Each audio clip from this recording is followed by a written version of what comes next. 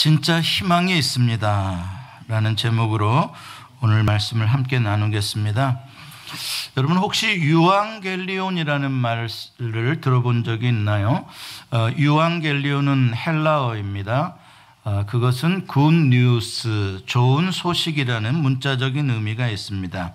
그런데 이 유앙겔리온은 특별히 이 로열 킹덤 안에서 그 로열 패밀리들에게 이루어진 좋은 소식, 왕에게 이루어진 좋은 소식, 그것들을 가리킬 때 유앙겔리온이라는 말을 씁니다. 예를 들어 왕세자가 태어났다든지 그런 것들을 백성에게 알리는 것, 그것을 유앙겔리온이라고 합니다.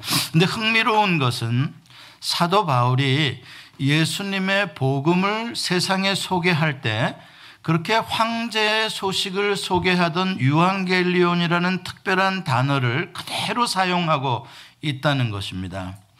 그래서 복음을 우리가 로마서에 보면 유앙겔리온이다 이렇게 단어로 쓰고 있습니다. 왜 사도 바울은 새로운 단어를 만들지 않고 굳이 그 당시에 황실의 기쁜 소식을 전하는 유앙겔리온이라는 단어를 그대로 예수님의 복음에 사용했을까? 그것은 예수님이 진짜 왕이시고 예수님이 진짜 주가 되신다라는 것을 우리에게 알려주기 위해서 그런 것입니다. 그래서 이제 로마 황제가 다스리는 나라가 아니라 진짜 만왕의 왕 만유의 주가 되신 예수님이 탄생하셨고 그분이 왕으로 오셔서 그분의 나라로 여러분들을 초대하니까 그분의 나라로 그분을 영접하고 들어오라라는 초청을 사도 바울은 복음, 좋은 소식이다라고 설명을 하고 있는 것입니다.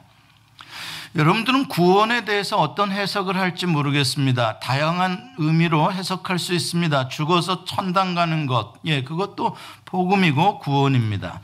그러나 로마서에서 사도 바울이 설명하고 있는 구원이라는 의미는 나라를 옮겨가는 것입니다. 절망의 나라, 죽음의 나라, 악한 왕들이 다스리는 폭력과 억압의 나라에서 이 참 좋은 왕, 자기가 사랑하는 자기의 백성을 위해서 자기는 십자가에서 물과 피까지 다 쏟아줄 그런 사랑의 왕, 온 우주 만물을 창조하신 전능의 왕, 참 아름다우신 왕, 그분의 나라로 옮겨가는 것, 나라를 옮겨가는 것이 곧 구원입니다. 다시 말해서 여러분들이 내가 예수를 영접하고 구원을 받았다라는 것은 그 예수님은 여러분의 킹이시요 왕이시요 여러분의 주가 되시는 것입니다. 그러니까 나는 이제 나를 그동안 다스리던 모든 왕을 부인하고 내가 나를 다스렸다면 내가 나의 왕좌에서 내려와서 오직 예수님만이 나의 왕으로 나의 보좌에 계십니다. 나의 모든 주권을 예수님께 맡깁니다. 나를 다스려 주십시오. 이게 예수를 영접하는 것이다 라고 사도 바울은 표현을 하고 있는 것이죠. 예수님의 왕권을 강조하고 우리의 구원은 하나님의 나라로 옮겨가는 것이다 라고 말을 합니다. 예수님께서 출생하시던 날 베들레헴에 천사들이 밤중에 양을 치던 목자들에게 나타나서 예수님의 탄생 소식을 알리는 말씀이 나옵니다. 누가복음 2장에 보면 이런 말씀이 있어요. 같이 읽어볼까요? 시작. 보라, 내가 온 백성에게 미칠 큰 기쁨의 좋은 소식을 너희에게 전하노라. 오늘 다윗의 동네에 너희를 위하여 구주가 나셨으니 곧 그리스도 주시니라. 아멘. 자, 여기 보면 큰 기쁨의 좋은 소식이라는 단어가 나오죠. 유앙겔리온입니다.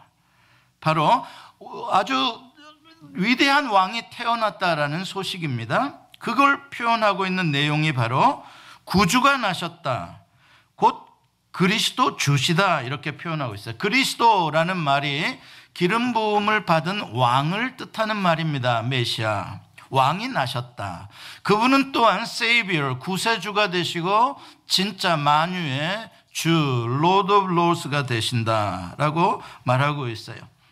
그러니까 지금 이 천사들이 목자들에게 전해준 소식도 너희들은 지금 이 인간 악한 왕들이 다스리는 나라에서 얼마나 비참하고 외롭고 춥고 소망 없이 살아가냐? 그러나 이제 기뻐해라. 너희를 위하는 왕이 새로 지금 태어나셨다. 이렇게 유한겔리온 좋은 소식을 전해주고 있는 것입니다. 여러분, 고대에는 어떤 왕이 다스리냐에 따라서 그 나라의 백성들의 삶의 질과 행복이 달라집니다. 왕권에 의해서 달라지는 거예요. 지금은 우리는 민주주의 사회니까 법과 제도로 이렇게 통치하지만 고대에는 왕의 명령으로, 왕의 지혜로 다스리는 거예요. 그래서 만약에 선한 왕이 아주 능력이 있다, 그러면 어떻게 될까요? 그런 나라에서 사는 백성들은 행복한 거예요. 풍족하게 사는 거예요. 그런데 악한 왕이 무능한 나라에서 산다, 그러면 그런 백성들은 너무 힘들고 고달프고 또 전쟁이 나서 많이 죽고 그런 어려운 삶을 살게 되는 것이죠. 제가 왜 오늘 서두에 이 왕의 이야기, 나라의 이야기를 하냐면, 오늘 읽은 이 이사야 35장에 지금 메인 메시지가 바로 이 two kingdoms, 두 나라에 대한, 두 왕국에 대한 대조를 해주고 있는 내용이기 때문에 그래요. 이 본문에 보면 악한 나라와 선한 나라의 극적인 비교가 나타나 있습니다. 자, 1절에 보면 먼저 어떤 나라가 등장하는지 한번 보겠습니다. 1절에 등장하는 첫 번째 두 단어가 뭔지 아십니까? 1절을 보면 어떤 단어가 먼저 나와요? 예, 저를 보면 안 나와요. 성경에 나와요. 두 단어가 나와요. 뭐냐면은 광야가 나오고 메마른 땅이 나와요. 그리고 그 다음에 바로 이어서 사막이라는 단어가 나옵니다. 다 같은 의미입니다. 광야, 메마른 땅, 사막. 다시 말해서 똑같은 단어를 세 번 반복해서 쓰고 있는 건 히브리 문학에 의해서 이거는 최상급의 그런 표현입니다. 아주 최악의 장소라는 의미입니다. 절망의 땅이라는 의미로 광야, 메마른 땅, 사막을 세 번에 걸쳐서 이렇게 동의어로 표현하고 있는 것이에요. 사람이 도저히 살 수 없는 곳, 여기에는 독충과 뭐 전갈과 아니면 뱀이나 살아온 짐승들이 있는 곳, 풀이 없기 때문에 초식동물도 살 수 없는 곳. 여러분, 그런 곳을 그림으로만 이렇게 상상을 해도 어떤 느낌이 듭니까? 너무나 삭막하죠. 무섭죠. 두렵죠. 절망입니다. 소망이 보이질 않아요. 그런 곳을 지금 표현하고 있어요. 그리고 3절부터 6절에 이제 다음 패러그래프로 넘어가면 거기에 사람들이 등장을 해요. 바로 그 광야와 메마른 땅과 사막을 지나가는 그 바운더리 안에 있는 사람들, 어떤 사람들이 나오나? 약한 손, 떨리는 무릎을 가진 사람들이고요, 또 겁을 내는 자들이고요, 맹인들, 못 듣는 사람, 다리를 저는 사람, 말 못하는 사람들입니다. 자, 이런 사람들에게서 공통점이 무엇입니까? 노약자들이고 스스로 보호할 힘이 없는 그러한 장애인들을 말합니다. 이런 사람들은 그냥 편안한 환경에서도 사실 살기가 쉽지가 않아요. 그런데 하물며 이렇게 광야와 메마른 땅과 사막 같은 무서운 곳에서 어떻게 이들이 스스로 생존할 수 있겠습니까? 이러한 사람들은 절망밖에 없습니다. 이러한 사람들은 그곳에 있는 맹수와 독충의 먹잇감밖에 될 수가 없어요. 자, 이것은 은유적인 하나의 그림 언어입니다. 우리가 지난번에 이사야 11장에서 이리와 어린 양과 표범과 어린 염소와 사자와 곰과 송아지가 또 어린아이와 독사가 함께 평화롭게 사는 그런 그림 언어로 하나님의 나라를 표현했듯이, 여기서 지금 보여주고 있는 첫 번째 그림 언어는 악한 나라의 절망적인 모습을 표현하고 있는 거예요. 악한 왕이 다스리는 나라에 악하고 강한 힘을 가진 자들이 연약한 자들을 압박하며 그들을 잡아먹는 그러한 세계인 거예요. 연약한 자들이 살기엔 너무나 두려운 나라입니다. 그런 나라에 희망이 있겠느냐? 이 광야 메마른 땅 사막이라는 삼중의 강조를 통한 표현은 희망이 없다는 겁니다. 불가능하다. 어떤 희망도 없다. 자, 그 다음에 두 번째 다른 나라를 하나 소개를 하고 있습니다. 그 나라도 참 아이러니하게 동일한 1절에 소개가 나옵니다. 아까 1절에 악한 나라에 대한 소개가 나왔는데 여기에 또 다른 나라도 똑같이 1절에 나와요. 어떻게 나오냐 보면 광야와 메마른 땅 다음에 나오는 단어가 뭡니까? 기뻐하다라는 단어예요. 그 다음에 그 다음에 뭐가 달라? 사막 다음에 나오는 단어가 뭡니까? 백합화예요. 백합화가 피는 거예요. 그 다음에 즐거워한다라고 말해요. 기뻐하다, 백합화가 핀다, 즐거워하다 똑같이 삼중의 강조를 하고 있는 거예요. 최상급의 가장 아름다운 나라가 피어난다라는 것을 말해주고 있는 거예요. 그러니까 1절 안에 worst kingdom과 best kingdom이 함께 한 문장 안에 들어있는 거예요. 그런데 이 가장 최상의 좋은 나라가 최악의 나라보다 훨씬 더 좋고 아름답다는 것을 더 강조하기 위해서 2절로 넘어가면 2절 상반절에 그 좋은 나라에 대해서 더 강조된 표현이 있어요. 무성하게 피어 기쁜 노래로 즐거워하며 레바논의 영광과 갈멜과 샤론의 아름다움을 얻을 것이라. 악한 나라보다 훨씬 더 풍성하고 아름다운 나라가 세워질 것이다. 자, 이렇게 우리가 1절과 2절에 두 나라에 대한 이야기를 한 문장 속에서 읽었는데 이러한 걸 읽을 때 여러분들에게 어떤 느낌이 드나요? 첫 번째 느낌은 의아함입니다. 아, 이상하다. 이게 어떻게 이럴 수가 있을까? 이게 참 가능한 일인가? 불가능할 것 같은데 어떻게 저렇게 최악의 장소에서 저렇게 최고로 아름다운 나라가 만들어질 수 있나? 불가능해 보입니다. 이해가 안 됩니다. 왜냐하면 우리가 경험하고 있는 이 세상은 점점 worse and worse의 세상이에요. 점점 나빠지고 더 나빠지고 달아지고 더 달아지고 더러워지고 더 더러워지는 형태의 나라입니다. 놔두면 더 나빠집니다. 놔두면 더 악해집니다. 그런 세상을 살아가고 있어요. 자연 환경도 마찬가지입니다. 점점 자연 환경이 좋아집니까? 나빠집니까? 점점 나빠져요. 온도는 점점 올라가고 북극의 모든 얼음들은 녹아져 내리고 비가 오는 곳은 보편적으로 오는 것이 아니라 집중적으로 오는 곳에 너무 많이 와서 홍수가 나고 오지 않는 곳은 점점 비가 오지 않는 곳은 많아져서 사막화가 이루어지고 있고요. 아주 넓고 깊었던 호수들이 바닥을 드러내서 그 호수 주변에 살던 생물들이 그곳을 떠나야 하는 일들은 우리가 숱하게 듣는 이야기들입니다. 환경만이 아니에요. 우리가 사는 인간 세계도 굶어 죽는 아이들은 점점 많아지고 있어요. 너무 아이러니죠. 물질적인 풍요함이 많아지면 많아질수록 부익부 빈익빈의 현상은 더 심화되고 있어요.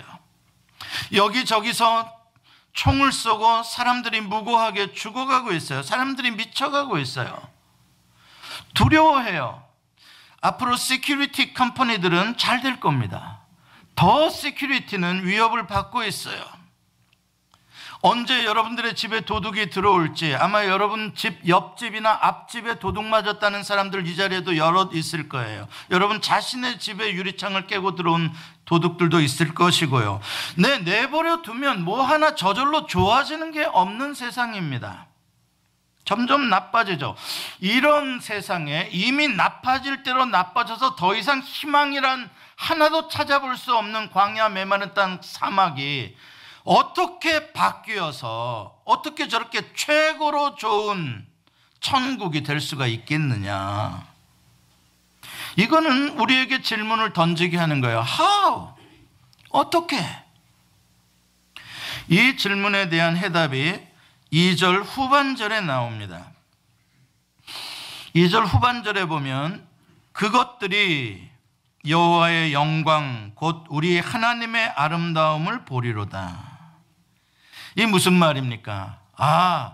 이러한 드라마틱한 체인지, 완전한 트랜스포메이션이 이루어지는 이 파워는 자연적인 힘이 아니고 인간적인 노력이 아니고 이것은 슈퍼내추럴한 천지를 지으신 창조주 여호와의 역사다. 여호와께서 바꾸시는 거다라는 것을 강조해주고 있는 것입니다.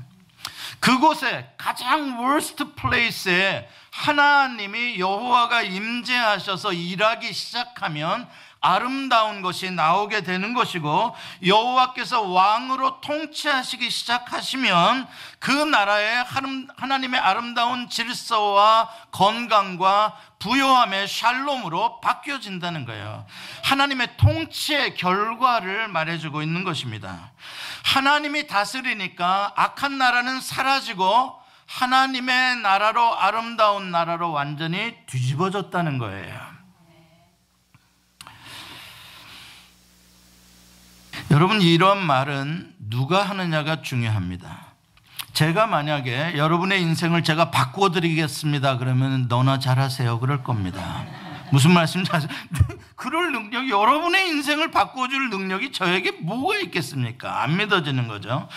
여러분, 이건 누가 말을 하느냐는 건 굉장히 중요한 거예요. 이렇게 그냥 어떤 인간이 한 말이다, 이렇게 좋아질 거다라고 하는 건 신뢰성이 없어요. 그러나 이 말은 누가 하시는 말씀입니까?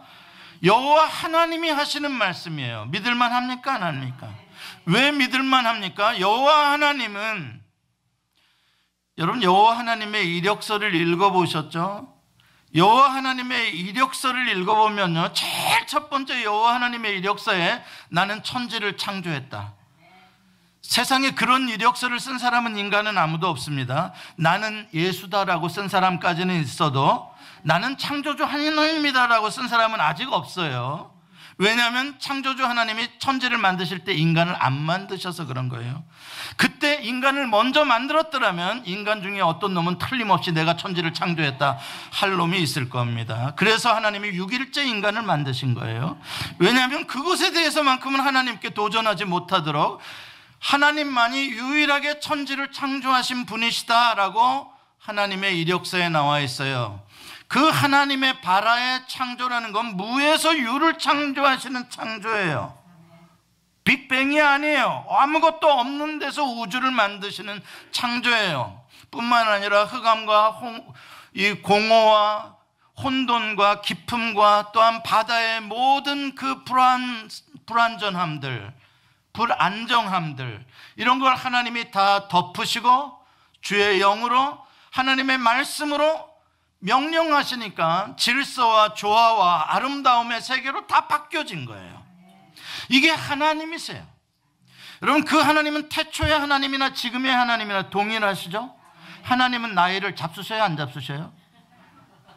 하나님은 그때의 나이나 지금의 나이나 동일하세요. 하나님의 능력은 그때의 능력이나 지금이나 동일하셔요. 무슨 뜻입니까? 태초에 천지를 창조하실 수 있었던 하나님이라면 지금도 바꾸실 수 있는 거예요. 뭐 광야에, 메마른 땅에, 사막에 뭐 꽃을 피게 하겠다, 이거는 영어로 piece of cake. 이거는 하나님에게, 우리는 불가능이다, 이게 말도 안 된다는, 하나님에게 있어서는요, 이건 너무 쉬운 거예요. 여러분, 그 하나님을 믿으시길 바랍니다. 광야, 메마른 땅, 사막의 공통점은 무엇입니까? 무엇이 없을 때 이렇게 되는 겁니까? 땅이? 물이 없을 때입니다. 예, 광야, 메마른 땅, 사막의 공통점은 물이 없음입니다. 그렇다면 하나님이 이 땅을 다시 아름다운 에덴 동산과 같은 땅으로 바꾸시려고 할 때 제일 먼저 하나님이 창조하시는 게 뭘까요? 답을 이미 드렸습니다. 물입니다. 물을 솟아나게 하면 바뀌게 되는 겁니다. 그게 바로 하나님의 방식이에요. 그래서 물이 흐르게 되면 시내가 되고 강이 되고 좌우편에 백합화가 피게 되고 샤론의 장미가 덮이게 되는 것이죠. 거기에 갈대와 부들이 나게 되고 풀이 자라나게 됩니다.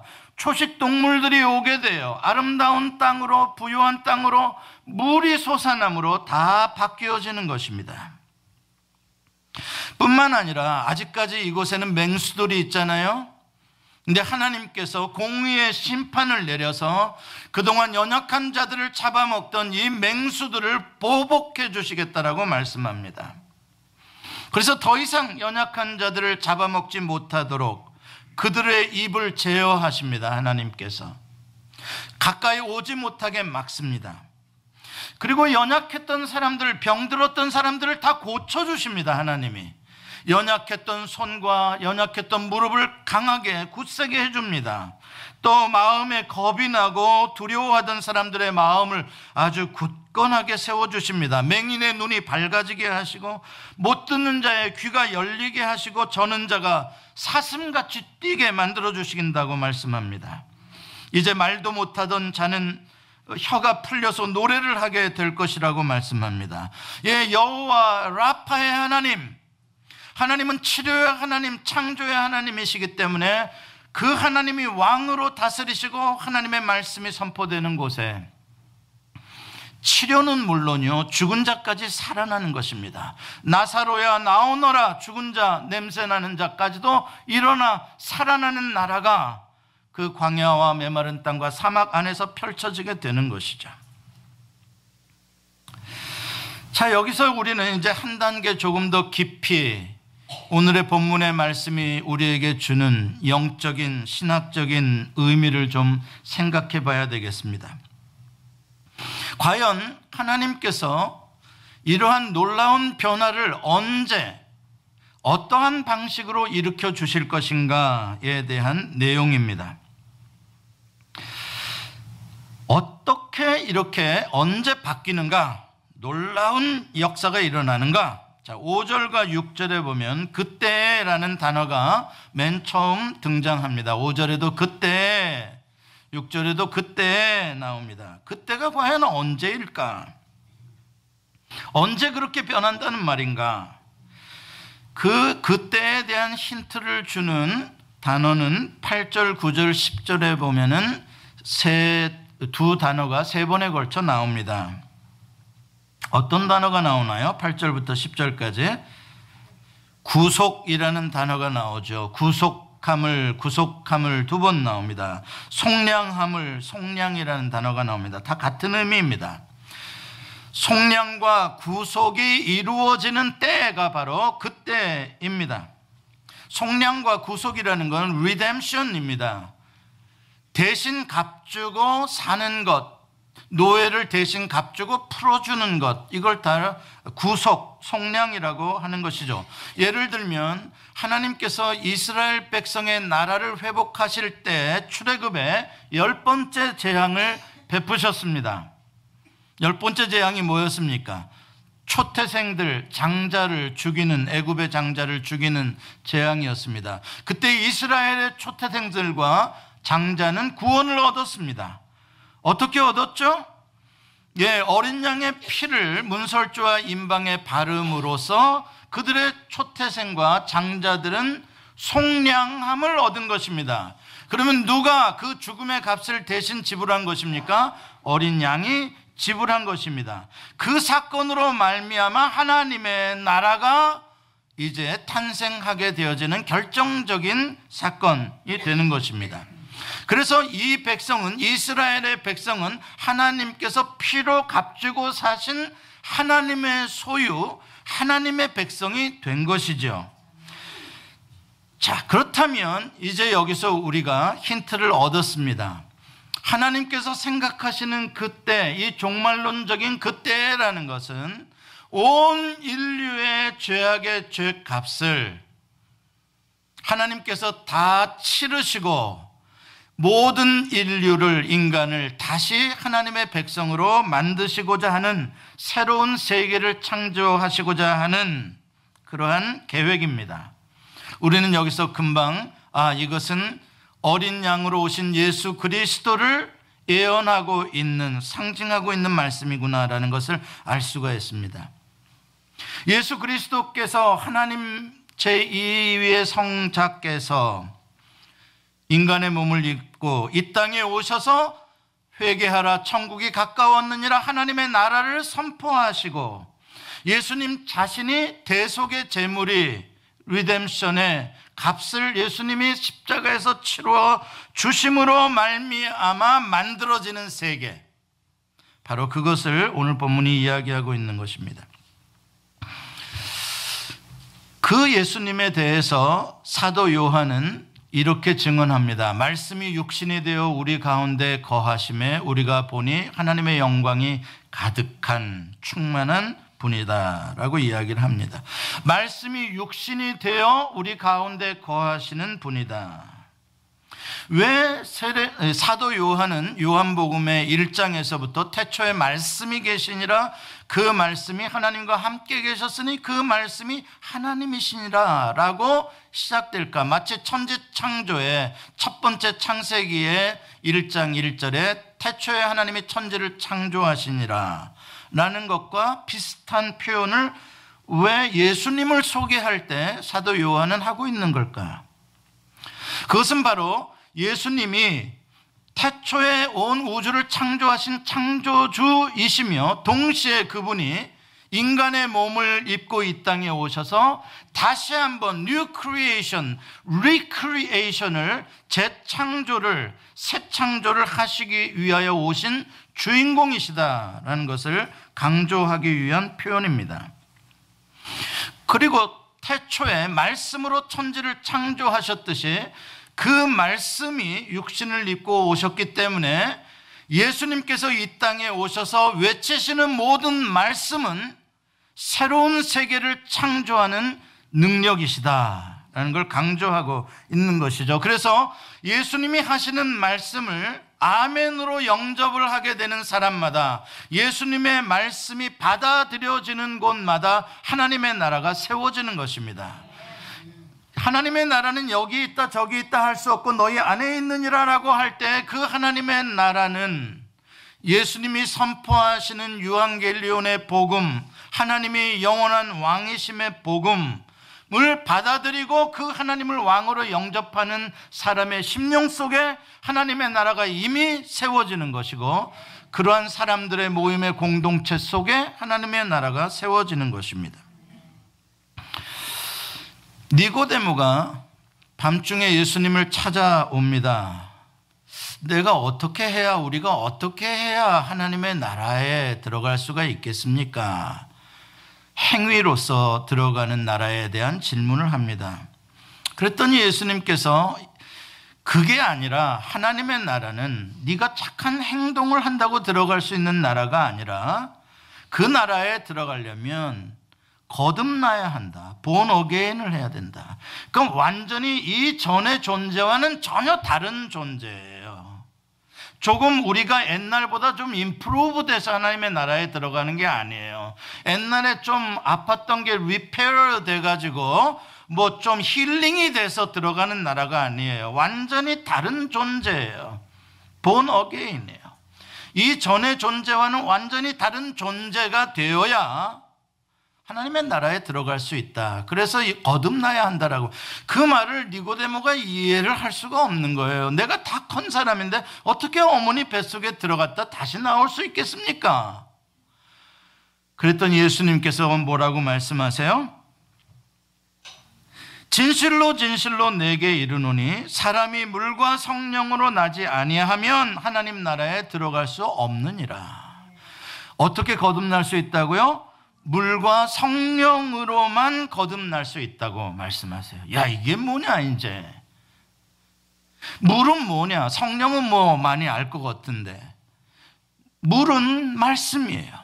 성경에서 나오는 물이 상징하는 것, 물론 바닷물은 달라요. 생수의 강, 물, 강이 상징하는 시냇물, 이런 것들은 다 말씀입니다. 하나님으로부터 우리에게 주어지는 말씀, 그걸 물로 표현하고 있어요. 그 말씀과 성령님이 물과 성령이라는 한 페어, 한 쌍으로 언제나 함께 다니세요. 하나님의 말씀과 물은 그 말씀과 물은이 아니라 하나님의 물이신 말씀은 성령님과 함께 다닌다는 말이에요. 그래서 하나님의 말씀이 있는 곳에 성령이 역사를 하게 되어 있는 거예요. 이거를 모르는 성령주의자들은 말씀과 상관없이 막 성령님 임하소서, 성령님하고 막 다이렉트로 뭐를 하려고 하는데, 성령님 그렇게 역사하는 분이 아니에요. 성령님은 성부 하나님과 성자 예수 그리스도로부터 나오신 분이세요. 이건 왜 그렇게 표현을 하냐면, 성령은 혼자 임으로 당신의 일을 하시는 것이 아니라 성부 하나님이 계획하시고 성자 예수님이 행하시는 일을 우리에게 적용시켜 주시는 영이다 이 말이죠. 무슨 말이냐면, 예수 그리스도의 말씀을 우리로 하여금 깨닫게 해주시고 그 말씀이 우리에게서 성취되도록 도와주시는 분이 성령님이신 거예요. 그러니까 성령님이 여러분 안에 역사하시려면 무엇이 있어야 되냐면 말씀이 있어야 되는 거예요. 그래서 물과 성령은 늘 같이 동전의 양면처럼 함께 가는 거예요. 그러니까 말씀은 모르고 말씀을 깨닫지 못하면서 성령 하다 보면 신비주의로 가게 되는 거예요. 성령님은 혼자 단독으로 신비한 일만 하시는 영이 아니세요. 성령님은 예수 그리스도의 뜻과 구원과 하나님의 작정을 성취하시는 영이시죠. 네가 말씀과 성령으로 본어게인을 해야, 그래야 너는 하나님 나라에 들어간다. 수가성 여자에게, 목마른 여자에게 예수님께서 말씀하세요. 같이 한번 읽어볼까요? 시작. 내가 주는 물을 마시는 자는 영원히 목마르지 아니하리니 내가 주는 물은 그 속에서 영생하도록 솟아나는 샘물이 되리라. 아멘. 내가 주는 물, 예수님이 무슨 물을 주시겠다는 거예요? 말씀이에요. 생명의 말씀을 주시겠다는 거예요. 그리고 말씀으로 오신 말씀 그 자체가 예수 그리스도시고요. 그래서 예수님의 말씀을 듣고 예수님을 왕으로 영접하게 되면 이 수가성 여자가 그게 바로 내가 주는 물이라는 거예요. 그렇게 되게 되면 어떻게 된다? 네 영혼의 깊숙한 곳에서 생수가 솟아난다는 거예요. 그러니까 너는 전혀 새로운 존재로 거듭나게 된다는 거죠. 그게 예수님께서 하셨던 말씀이에요. 이스라엘 백성들이 40년 동안 광야를 지났어요. 그들이 마셨던 물이 무슨 물이에요? 시냇물도 아니고 바닷물도 강물도 아니에요. 이스라엘 백성들이 40년 동안 마셨던 물은 반석의 생수예요. 도저히 있을 수 없는 곳에 반석에서 강 같은 생수가 솟아난 거예요. 반석의 생수는 예수 그리스도를 상징하고 있는 말씀이에요. 여러분, 창세기 2장에 보면 에덴 동산이 나오죠. 에덴 동산이 있고 에덴 동산이 무성하게 풍성하게 된 건 에덴으로부터, 에덴이라는 것은 하나님을 상징하는 곳이에요.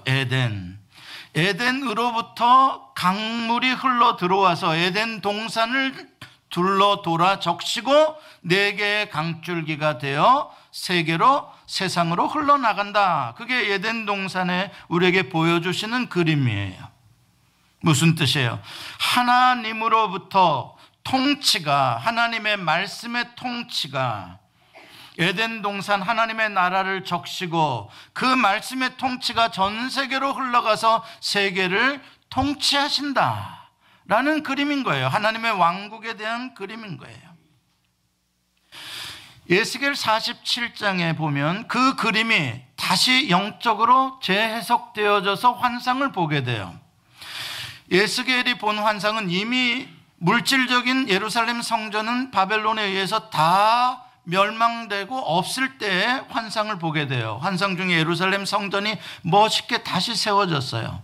성전 동편에 문지방이 있는데 거기서 생수가 솟아나요. 근데 쫄쫄쫄쫄 솟아나던 게 점점 콸콸콸콸 솟아나더니 성전을 휘감아 돌고 나서 그 다음에 성전 동편으로 흘러내리기 시작하는데 처음에는 또랑물처럼 발목을 적실 정도의 물이다가 그 다음에 무릎까지 그 물이 차다가 그 다음에 허리까지 차다가 머리까지 덮어서 능히 헤엄칠 수 없는 큰 강이 되어 동쪽으로 흐르고 흘러 아라바까지 내려간다라고 이야기를 하고 있어요. 아라바라는 말은 히브리 말로 데절트라는 말이에요. 우리가 생각하기는 사해와 같은 곳이죠. 글로 내려가면 성전 이 문지방에서 흘러나왔던 물이 내려가는 곳마다 사람이 살아나고 식물이 살아나고 물고기가 무성하게 살아나는 거예요. 자, 이것이 무엇을 뜻합니까? 하나님의 말씀의 통치가 회복되어질 때에 이 광야 같은 사막 같은 아라바에 생명이 살아나는 역사가 일어난다는 거예요. 그 그림이 그대로 표현되어지는 게 계시록 21장 22장에 생명수의 강이 보좌로부터 흘러내려오는 게 그대로 나타나고 있는 거예요. 자, 이렇게 성경의 시작 에덴으로부터 강물이 흘러나와서 하나님의 나라를 만들고 맨 마지막에 성경이 끝나는 요한계시록의 보좌에서 생명강이 흘러나와 또 모든 수목이 열매를 맺고 그 잎사귀는 사람을 치유하는 능력이 있는 이 모든 세계가 완성되어지는 것, 그게 바로 하나님의 말씀 통치를 상징하는 거예요. 이사야도 그러한 그림을 그려요. 물된 동산 같을 것이다. 너희는 물된 동산 같을 것이다. 너희가 하나님을 버리고 생수의 근원이신 하나님을 버리고 헛되이 웅덩이를 파서 네 힘으로 그 웅덩이를 채워보려고 아무리 바퀴스로 갔다가 물을 부어봐도 터진 웅덩이라 부으면 또 새고 부으면 또 새고 피곤한 인생을 살지 않았느냐? 왜 그렇게 피곤한 인생이 되었느냐? 왜 이렇게 광야 같은 메마른 인생이 되었느냐? 생수의 근원이신 하나님을 버렸기 때문이다. 하나님의 말씀을 청종하지 않았기 때문에 나가도 저주를 받고 들어와도 저주를 받는 인생이 되었다는 말이에요. 다시 말해서 물된 동산 같은 축복이라는 것은 다시 하나님을 나의 생수의 근원으로 왕으로 모셔드리고 하나님의 말씀의 생수를 내가 받으며 그 말씀에 순종하며 살면 나가도 복을 받고 들어와도 복을 받는 인생으로 바뀌게 된다는 이야기예요. 이민자들 가운데 바라보면 영혼이 메마른 분들도 많이 있고요. 삶이 너무나 지쳐서 광야 같은 분들도 많이 있어요. 이 사람 저 사람에게 치이고 상처받고 거칠어지고 소망이 없어 보이고 여유가 없어요. 다 연골이 닳아가지고요.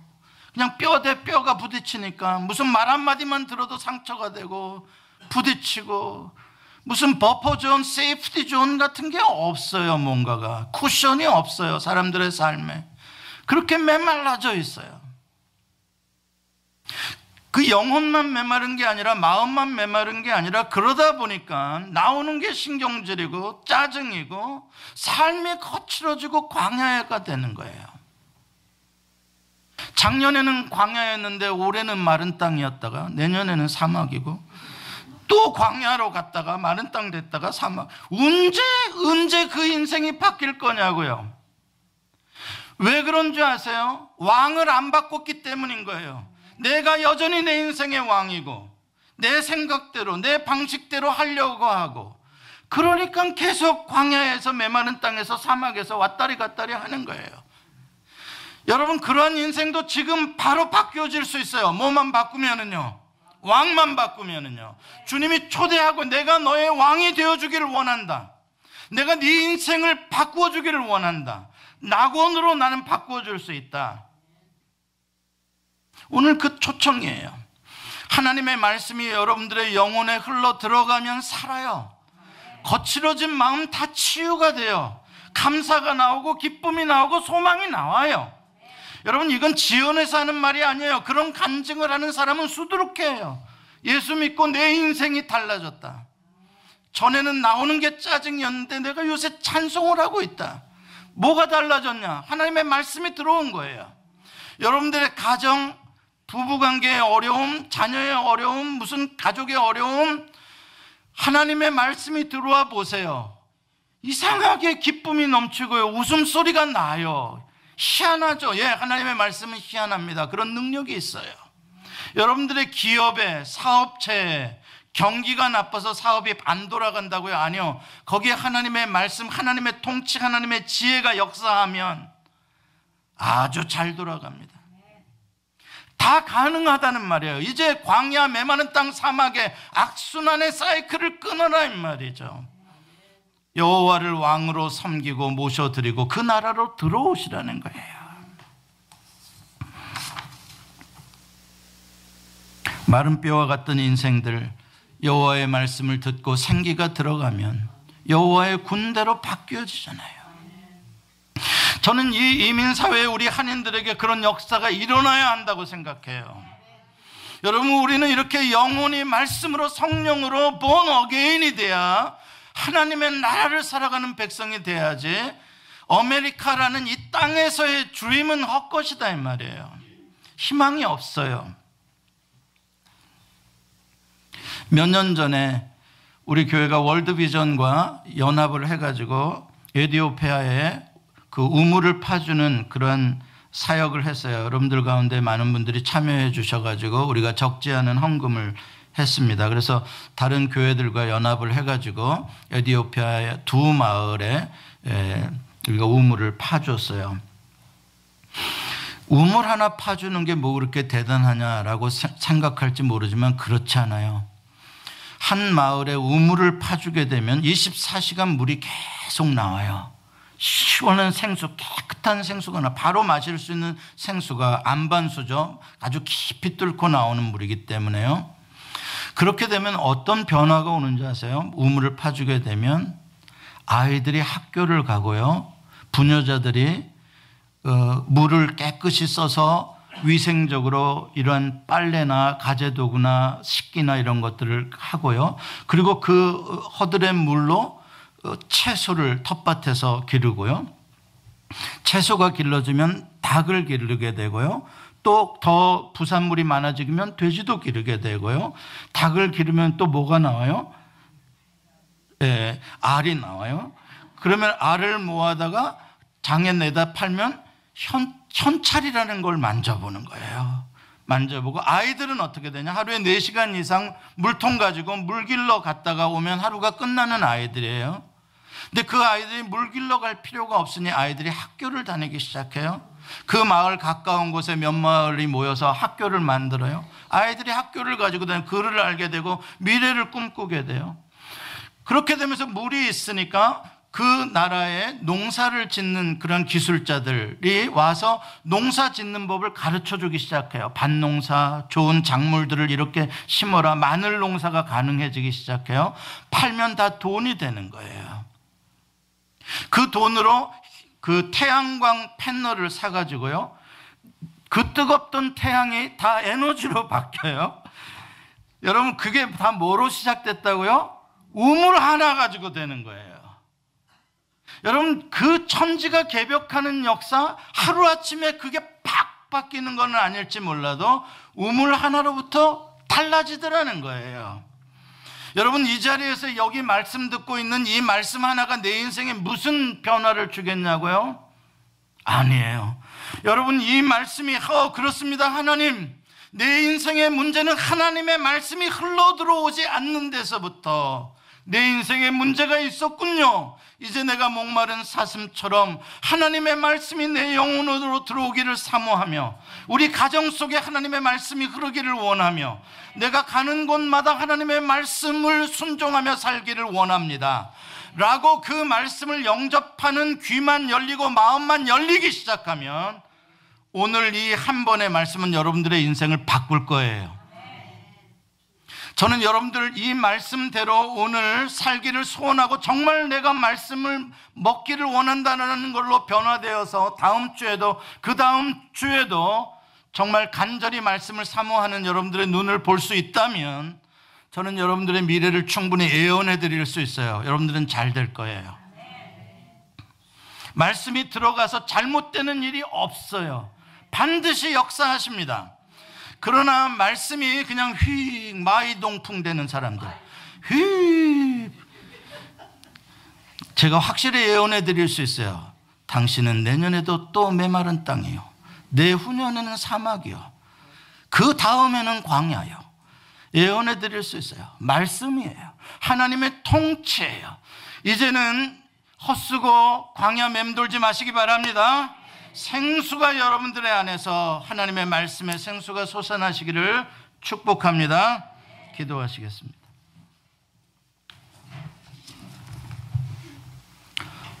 오 주님, 감사합니다. 메마른 광야 같은 인생을 살다 보니 관절도 아프고 마음도 아프고 영혼도 너무나 피곤하고 뭐 하나 기다릴 힘도 없고 넓은 마음으로 받아줄 힘도 없고 여유도 없는 거친 인생이 되었습니다. 주님, 문제가 어디에 있는지 다시 깨닫게 해주시니 감사합니다.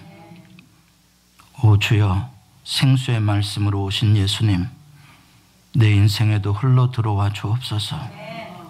나를 살려 주옵소서.